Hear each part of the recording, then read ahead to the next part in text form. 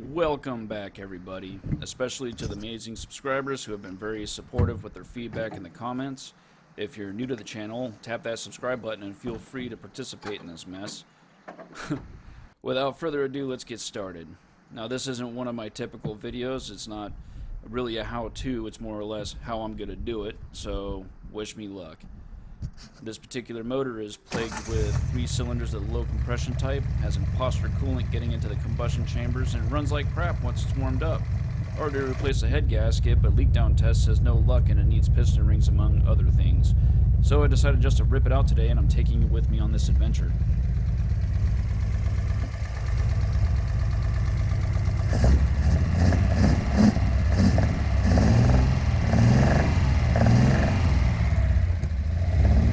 I don't know if you can see it, but there's a little bit of white smoke coming out. Yeah, look at that. That's no bueno. Alright, we're just going to go ahead and liberate this coolant out of the old radiator using this petcock. I'm really glad this little valve opened. Normally these things are crudded up. Alright, we're almost done. Good old carbon fiber hood makes removing it a one-man operation. No friends needed. Gotta be independent.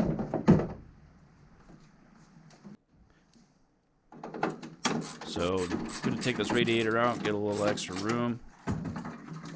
Nothing wrong with it, but I am gonna replace it.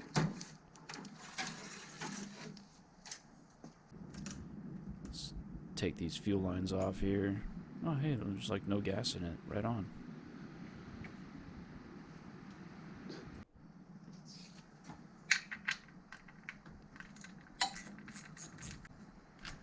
Might notice that there's a electric fuel pump bolted to the strut. Oh god, right there. That's where the electric fuel pump is. So that is going to get relocated eventually back towards the tank. But while I'm troubleshooting and doing upgrades, I'm leaving it up here so I can kind of maintain everything and keep it all, you know, in the same space. Disconnect our distributor wires here.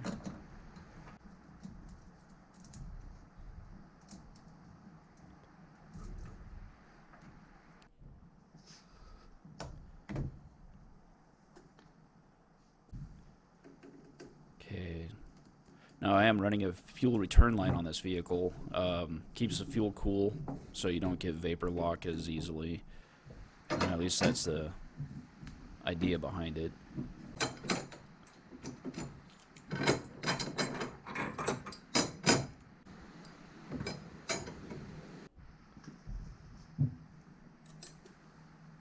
I got my custom throttle cable here. Doesn't really work very well, so I got to figure out another way to route it. Probably gonna go straight through the firewall with it when the time comes. A little oil pressure sender. Oh man, this wire is so crispy.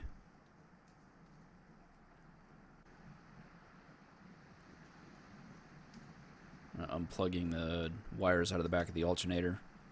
Essentially all I'm doing is doing a lap around the engine bay and clearing anything off that is attached to the engine.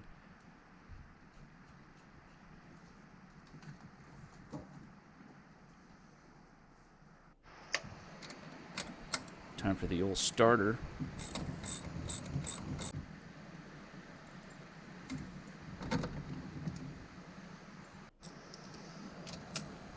I'm going to try editing this to where you guys don't have to sit there and watch me wrench on it, because it's going to take probably about an hour to remove this motor, and then maybe an hour, hour and a half to reinstall it.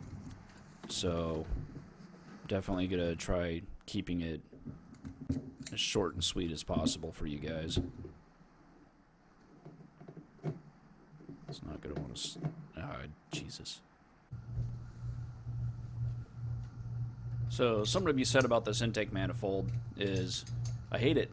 I hate taking it off. I hate putting it on, because you have to undo in all of the nuts all at the same time as you're backing it off. Like, you can't just take some nuts off and then pull it off. No, you have to actually back off every single nut as you're backing it away from the cylinder head. So, you know, sweet design, Mikuni. Appreciate it.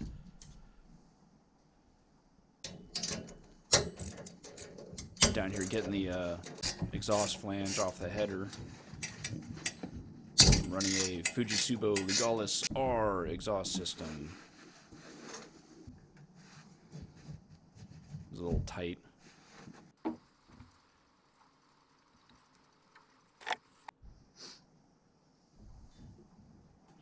Get this header out without beating it up too much. There we go. So got to make room for the rear engine slinger, so I'm removing this stud, and then I'm going to be putting in a bolt nut and the slinger. I'm going to hang on to this gasket. I like these gaskets. They're like some sort of graphite.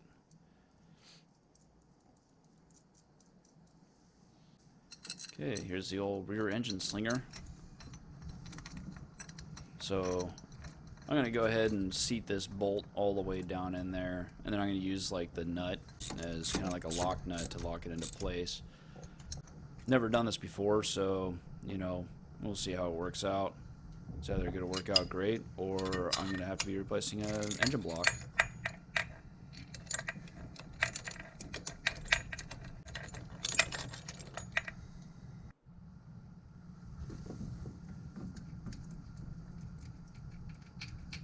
The funny thing is they have like a million fasteners holding on the intake manifold and exhaust manifold, but there's only 4 large fasteners holding the bell housing to the engine.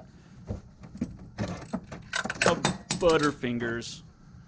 Ah, I gotta get that. Okay. It's always in the best positions. You need like another elbow in the middle of your arm. Let's get this last one here. Then there's 2 more holding like the, I don't know what to call it, a scatter shield to the bottom of the transmission. Just gonna go ahead and jack up the transmission, get it prepared for getting all yarded out.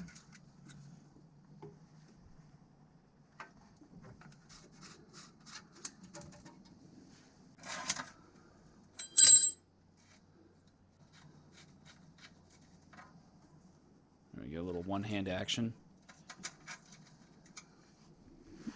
Finally getting to the motor mounts now.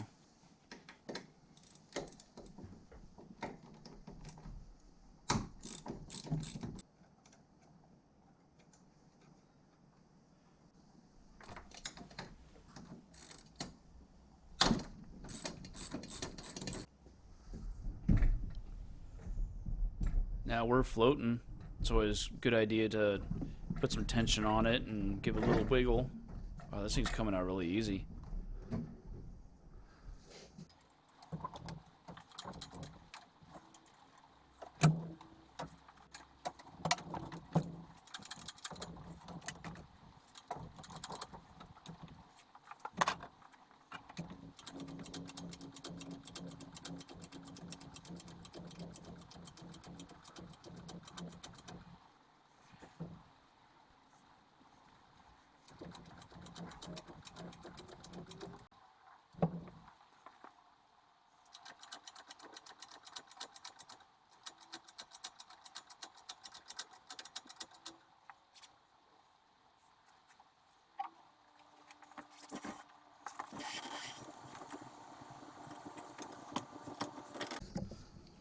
Alright, now that we have all this extra room in here for activities, might as well clean it up a bit.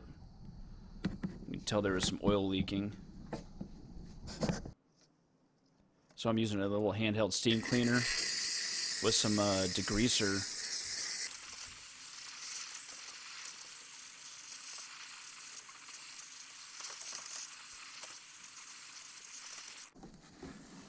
And voila!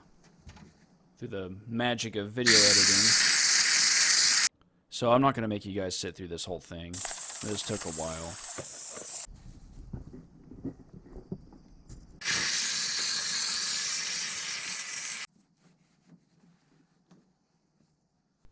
Yeah, it seems like on the front, towards the front and towards the rear of the engine, there's just like grease and dirt and everything just slung up on both sides of the engine bay. Man, this was really nasty. I mean, there was just chunks coming off for days. Yeah, this thing right here is absolutely caked. It's a soaker. Most of it, though, it seems like that grease and dirt was a great preservative for the original paint. So this is just a little bit of moly. Got to put some moly on the splines. Just a little bit, though. You really don't want this slinging out into the clutch and everywhere. Would you look at this?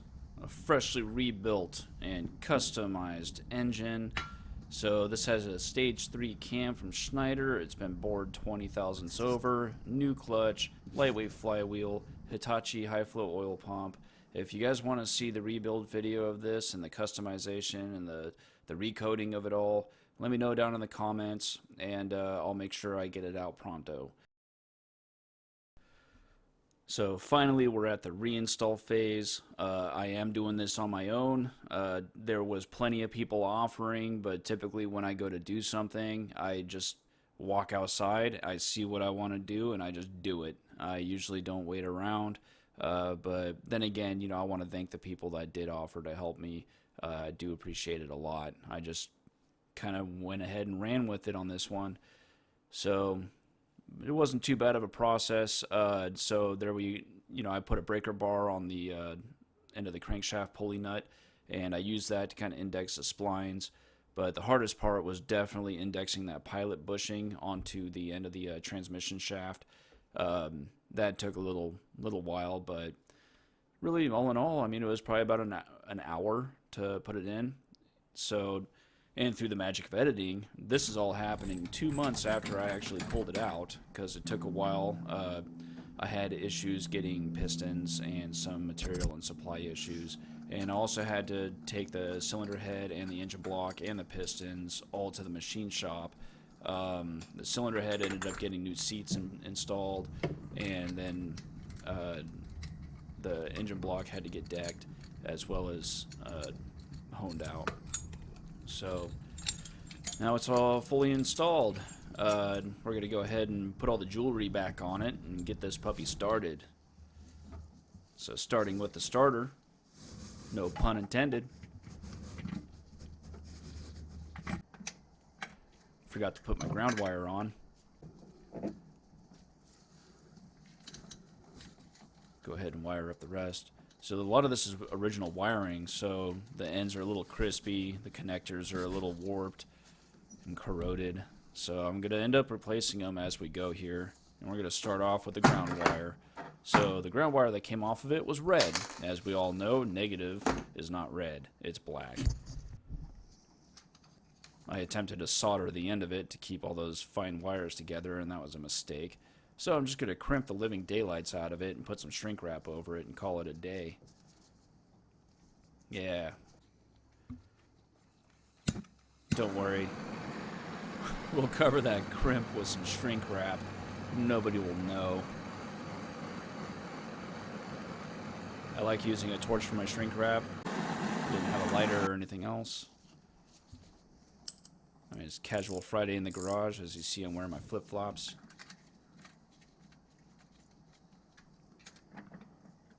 Get this good old ground wire installed. Engine bay still kind of looks like crap. I ended up recoding it, but I lost the footage of that. I should have recoded it prior to installing the motor, but kind of got ahead of myself. I felt like wrenching. I didn't feel like finger painting. Okay, let's... Oh man, I didn't remember where these wires went, so I got this handy tool where it's just a laminated copy of all of the electrical for this car. There we are. There's an oil pressure switch. It's yellow. And this goes to the oil pressure switch. But the end of it looks just awful. Okay, I guess we'll just put the obvious where they go. Okay. God, these wires are so stiff and crispy.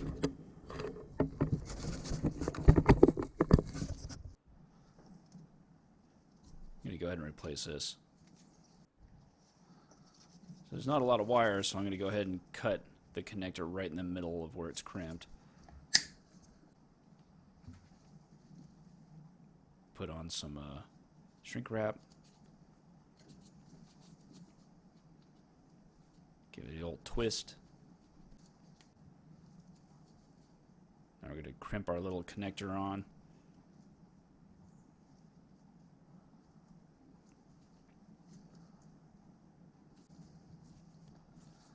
Sweet deal. Now we cover up our messy workmanship with some shrink wrap and everything is fine.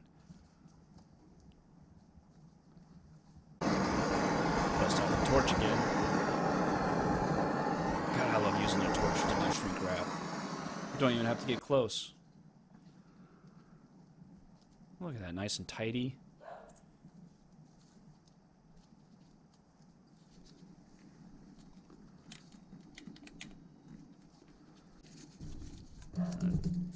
Got to hit your connecting locations with a wire brush. Make sure you have really good connection. A lot of this stuff is old and crusty. Like this boot. It's like the hardest rubber boot I've ever had. Not to say that I've had a lot of rubber boots, but this sucker is, look at that, it's like plastic.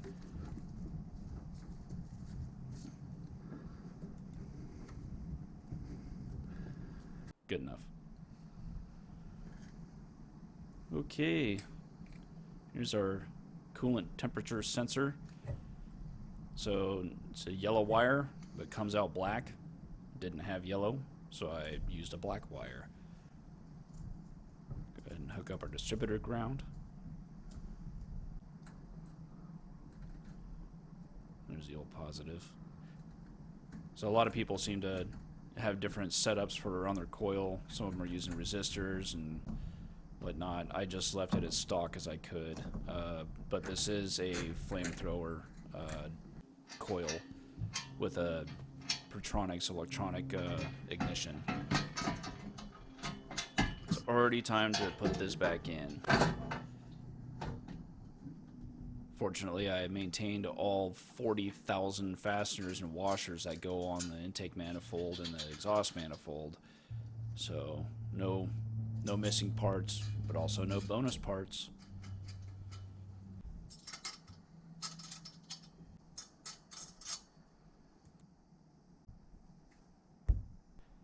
Got to put this back on.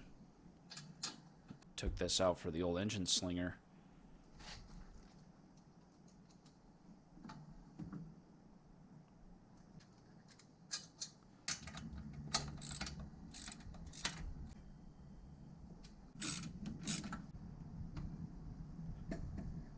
Yeah, so trick to this is to getting it to where the starter threads for the studs are just poking through the flange, and then you put all the fasteners on, and then you have to go through and tighten each one as you draw it up to the cylinder head. Once again, great job, Mikuni. You did a fantastic job making this as hard as possible.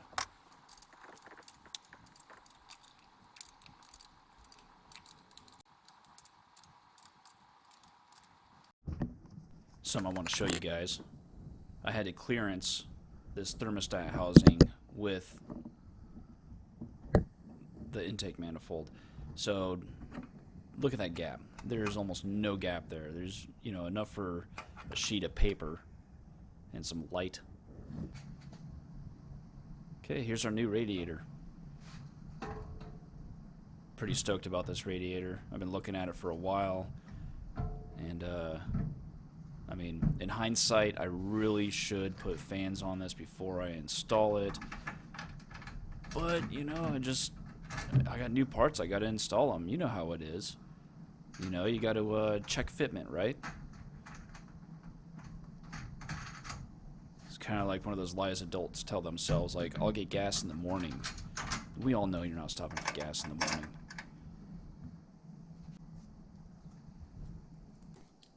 Good old crankcase ventilation filter. I don't have a catch can yet, so I'm just venting straight into the atmosphere, just like nature intended. Got some new hoses from old Nissan. Arrows pointing the wrong direction, but this is my car. I can have arrows pointing in whatever direction I want.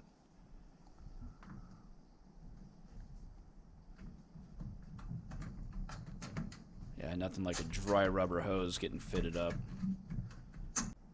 So this side I wised up and I put some Windex on it. Look at that, just slid it right on. But I don't have any hose clamps on there. So look how easy it came off. Now once that Windex dries up, there's not going to be any residue or anything like that, so it's going to be a pretty good fitment. It's going to have some grippage.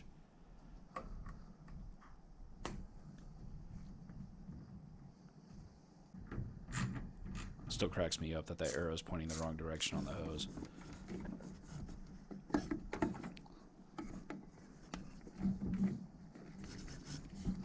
So now that you have radiator hoses where both arrows are pointing from the radiator to the engine, it's custom, very custom.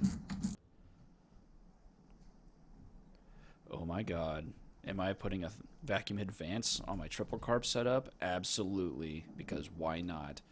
There is major controversy between running a vacuum advance on the Mikuni carburetors.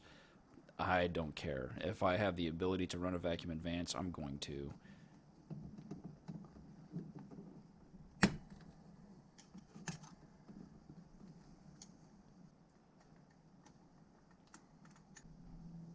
Alright, it looks like we're already at that part where we have to prime our oil system. So I do have to get oil traveling through this camshaft. It is an internally oiled camshaft. So here we just run it with no spark plugs. Everything's disconnected until we see oil coming out. And look at that. It almost looks like chunky goo, but really it's just 10W30. There is plenty of assembly lube on this camshaft. So that's what that chunkiness is right there. Look at that. So I would say that's primed.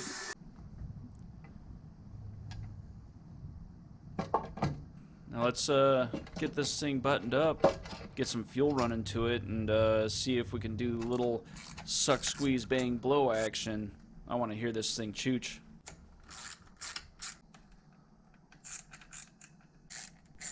It's always kind of tough, you know, wrapping up a project and you're trying not to cut corners and, like, you know, you're just really excited, like you want to get it running. I mean, I guess I'm just going to take the time to put some Windex on this overflow hose and, you know, get that in there just in case, you know, the coolant does splash or want to come out of the radiator cap. It's got a place to go instead of over the top. Now we got to put this battery in. So here you can kind of see that I cleaned up the battery tray area a lot better. And once again, Nissan engineers are like, hey, how do we make something that works good but make it as difficult as possible to install? I know, let's put a metal bracket between the two terminals on top of a battery. You know, just don't touch the two terminals at the same time. You'll be fine.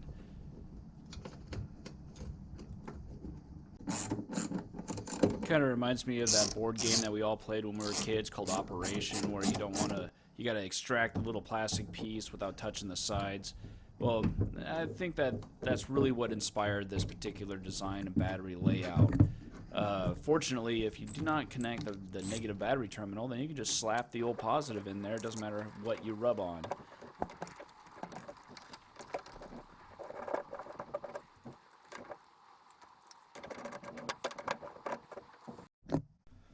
Here it is, getting down to the wire, everything is getting buttoned up. Now we just gotta flush our fuel system. Now, I'm pretty sure the gas in the tank is okay, but just to be safe, I am flushing the entire fuel system out. I'm gapping my spark plugs. I am marking where the, oh man, I can't remember the name of that, but I'm marking where the opening is, so when I'm torquing them down, hopefully those line up with the opening of the intake valve. And then, so that intake valve and the air-fuel mixture is spraying right into the opening of the spark plug. And we're putting some dielectric grease on. Got to make sure that's all in there, you know, provides a really good connection and a little bit of, you know, protection.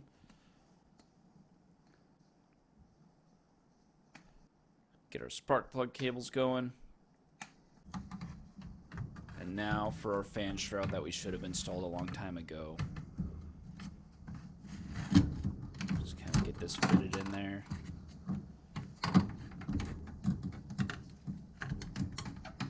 Oh, but wait, there's more. I forgot to drill a hole for the temperature probe. which is this. Here's a temperature probe. Here's a grommet out of a assorted grommet kit off of Amazon. Now I'm going to use this to protect the wire from that jagged, sharp hole that I just drilled into the fan shroud, and all will be right in the world. So, just got to stick this probe under the water outlet, just underneath of it, so it measures the temperature coming out of the engine. Don't listen to what that arrow says on that radiator hose. It is a liar. Let's get our grommet all pushed in there. Yeah, look at that. That's some good grommet action right there. Now throw your wires in a loom. Some people have special tools for this. I just use my finger. I don't see what the big deal is.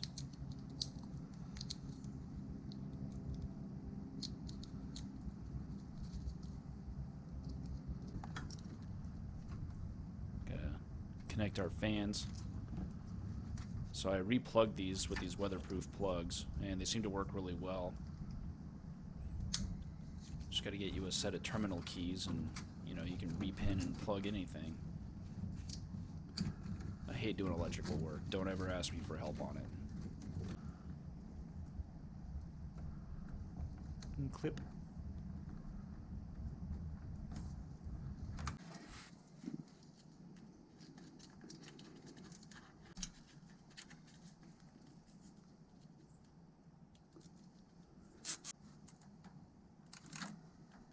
Just gotta zip tie this wire down. Last thing you want is any wires flopping around your rotating assembly.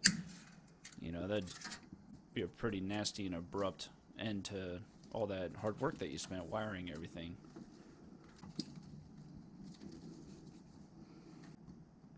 And clip. So, nice and tidy. Everything's cleaned up. Whenever I wire something and I have extra wires, I wrap them up. Just because we don't use them now doesn't mean we won't need them later. So just give yourself enough room to move things around.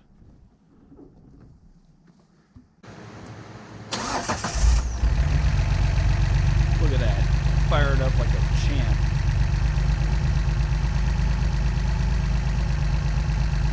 So the fan that I have in front of the radiator, that's for me, that's not for the car. There's like a, 90 some odd degrees out there, so.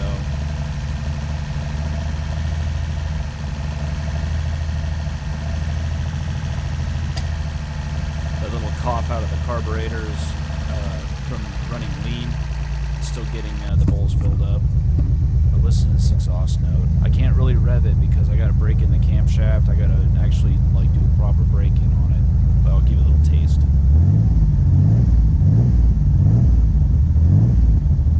It's not even 2,000 RPM.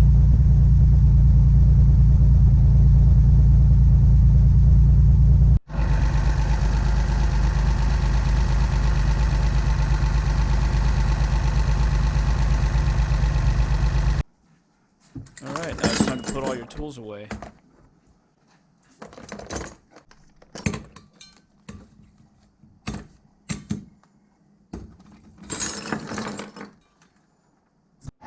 Oh no!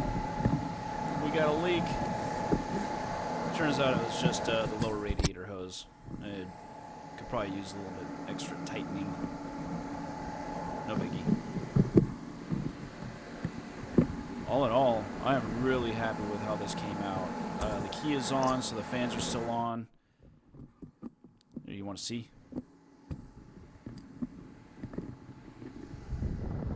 Oh yeah, feel that nice warm breeze. Yeah, this thing ran really good. I am super happy with the results. Alright guys, I think that's going to do it for today's video. If you have anything you'd like to add, any questions, comments, concerns, or advice, please let me know down in the comments below. And if you haven't subscribed, please consider doing so. It helps me out a lot, and really want to make some more videos and kind of, grow my channel a bit. So yeah, you guys take it easy and have a good day.